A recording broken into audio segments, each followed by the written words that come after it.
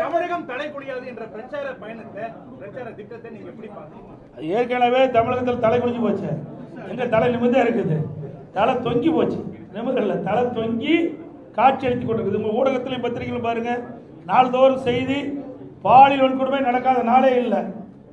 அண்மையில் வட மாநில தொழிலாளர்கள் அந்த குடும்பத்தைச் சேர்ந்தவர்கள் இன்றைக்கு 3 பேர், குழந்தை, ஒரு பெண், ஒரு ஆண், 3 பேர் இறந்திருக்கிறாங்க. அதோட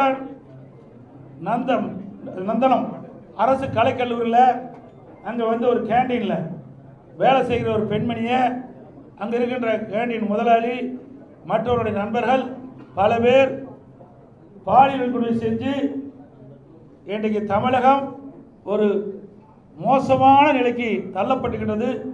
இதைத்தான் நான் சொன்னேன். தலை நிமிர்ந்து இல்லை, தலை குனிஞ்சு போய் தொங்கி போயாச்சு.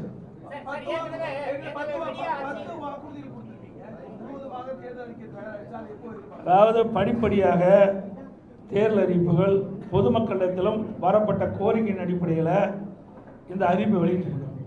நிறைய அறிவிப்புகள் வந்திருக்குது. எங்களுடைய தேர்தல் பணிக்குழு அதையெல்லாம் சரிபார்த்து இறுதியாக பட்டியலாக நான் வெளியிடுவோம். மேலும் பல அறிவிப்புகள் வரும்.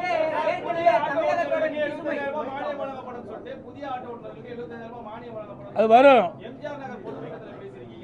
வருங்க. அதில் அறிவிப்புல எல்லாம் வரும். ஒவ்வொரு அறிவிப்பா வரும். இன்னைக்கு ஏய் தம்பி கட் ஆயிடுதுறான். ஏற்கனவே நாங்கள் அறிவிச்சதெல்லாம் ஒவ்வொன்றா அறிவிப்பு வரும். ஏற்கனவே நாங்கள் அறிவிச்சாச்சு. அதெல்லாம் தேர்தல் அறிக்கையில் இடம்பெறும். அது மட்டும் இல்லை, இன்னும் ஆட்டோ ஓட்டுநர்கள் இன்னும் சில கோரிக்கைகள் வச்சிருக்கிறாங்க. அந்த கோரிக்கையிலும் என்னுடைய பரிசீலனை இருக்கிறது.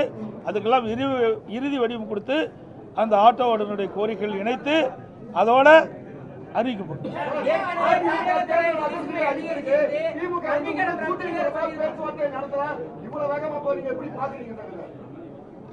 இதே ஊடக நண்பர்கள், பத்திரிகை நண்பர்கள் எங்களை எல்லாம் எப்படி கிண்டல் கேள்வி சொன்னீங்க. இப்ப நீங்களே அந்த கேள்வி கேட்டீங்க.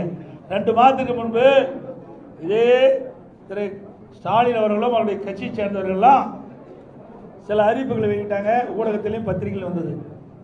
எடப்பாடி பழனிசாமி கடையை விரிச்சு வச்சுக்கிட்டு இருக்காரு, அங்கே யாருமே கூட்டணிக்கு போகல அப்படின்னு சொல்லிட்டு இருந்த காலம் போய் இப்பொழுது அனைத்து இந்திய அண்ணா திராவிட முன்னேற்ற கழக தலைவரும் தேசிய ஜனநாயக கூட்டணியும் ஒரு பலம் வாய்ந்த கூட்டணியை அமைச்சாச்சு. இந்த கூட்டணியில் இன்னைக்கு அதிமுக, பாரதிய ஜனதா, பாட்டாளி மக்கள் கட்சி மற்றும் டிடிவி அவர்களுடைய அம்மா மக்கள் முன்னேற்ற கழகம்லாம் இணைஞ்சிருக்குது. இன்னும் சில கட்சிகள் இணை இருக்கின்றன. ஏற்கனவே தேசிய ஜனநாயக கூட்டணியில் பல கட்சிகள் இருக்கின்றது. இப்பொழுது தமிழகத்தில் கூட்டணி என்று சொன்னால் அனைத்து இந்திய அண்ணா திராவிட முன்னேற்ற கழக தலைமையில் அமைக்கப்பட்ட கூட்டணி தேசிய ஜனநாயக கூட்டணியோடு அங்கமைக்கின்ற எங்களுடைய கூட்டணி தான் பலம் வாய்ந்த கூட்டணி. பிளே ஸ்டோர் மற்றும் ஆப் ஸ்டோரில் இருந்து பாலிமர் செயலியை QR கோடு மூலம் பதிவிறக்கம் செய்யுங்கள். செய்திகளை உடனுக்குடன் பெறுங்கள்.